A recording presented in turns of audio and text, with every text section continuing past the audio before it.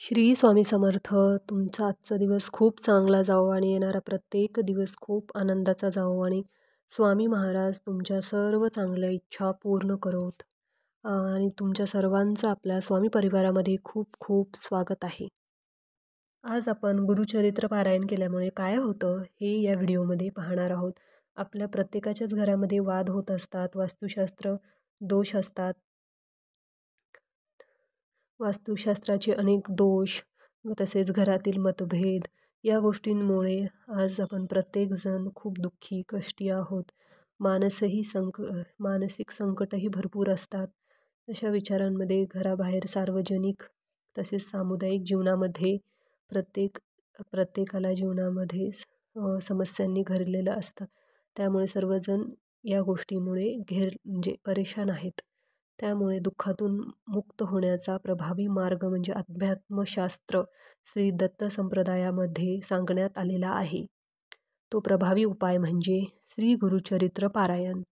वेदांप्रमाणेच मान्यता असणाऱ्या श्री गुरुचरित्र पारायण ग्रंथाचे पारायण केल्यास भरपूर दिव्य अनुभव येतात आणि असा अनेकांचा अनुभव आहे. आज आपण या व्हिडिओमध्ये त्याबद्दल जाणून घेणार आहोत.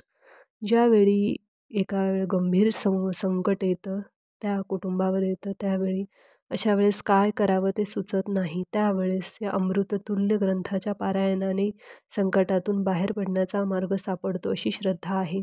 श्री दत्त उपासक सांगतात की या ग्रंथामध्ये प्रत्येक अक्षर एखाद्या मंत्राप्रमाणे आहे.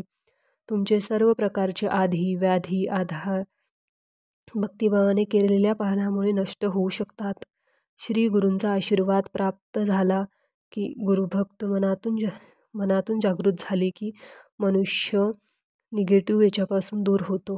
स्वतःच्या घरामध्ये गुरुचरित्र पारायण केल्यास तणावाचे वातावरण कमी होऊन आगळा वेगळा आनंद, चैतन्य, प्रसन्नता घरात निर्माण होते. प्रखर पितृदोष, प्रखर वास्तुदोष यावरती उपाय म्हणून संकल्पयुक्त गुरुचरित्र पारायण केल्यास खूप लवकर अनुभव येतात. गुरुचरित्र पारायण आध्यात्मिक उपासनेसाठी नसून आपले आदर्श आध्यात्मिक जीवन नीतिमूल्य जपून कसे जगावे याविषयी देखील या ग्रंथामध्ये सूचक असे मार्गदर्शन केले आहे. विशिष्ट समस्यावर विवाह, शिक्षण, आरोग्य या येत असणाऱ्या अडचणींमध्ये संकल्पयुक्त गुरुचरित्र पारायण केल्यास हमखास अनुभव येतो असे आध्यात्मिक ज्ञानकारणांचे मत आहे. 7 दिवसामध्ये श्री गुरुचरित्र पारायण करणे पद्धत आहे. त्याबरोबरच या 7 दिवसामध्ये पाळायचे काही नियम आहेत. हे नियम आहार, विहार या विषयाचे आहेत. तसेच ठराविक वेळेस महाराजांची अनुभूती येते. आपल्या पत्रिकेत ग्रहतारे, पितृदोष, प्रारब्ध दोष यावरती गुरुचरित्र रामबाण उपाय आहे असे अनेक प्रख्यात किंवा ज्यांना अनुभव आले ते सांगतात. कारण किंबहुना या ग्रंथामध्ये देखील निषेध आहे.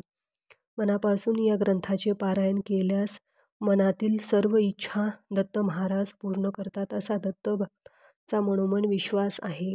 म्हणून आल्या जन्मी एकदा तरी श्री गुरुचरित्राचे पारायण करायला पाहिजे असे आध्यात्मिक उपासनेमध्ये सांगितले जाते. आध्यात्मिक उपासनेचा डोळसपणे अनुभव घेता येतो. श्री गुरुचरित्र पारायण तुम्ही सुद्धा केले असल्यास नक्की आम्हाला कमेंट करून सांगा.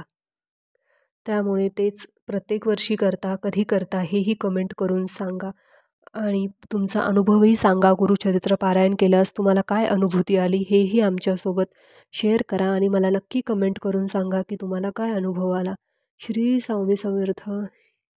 श्री अवधूत चिंतन. श्री दत्तगुरु महाराज की जय.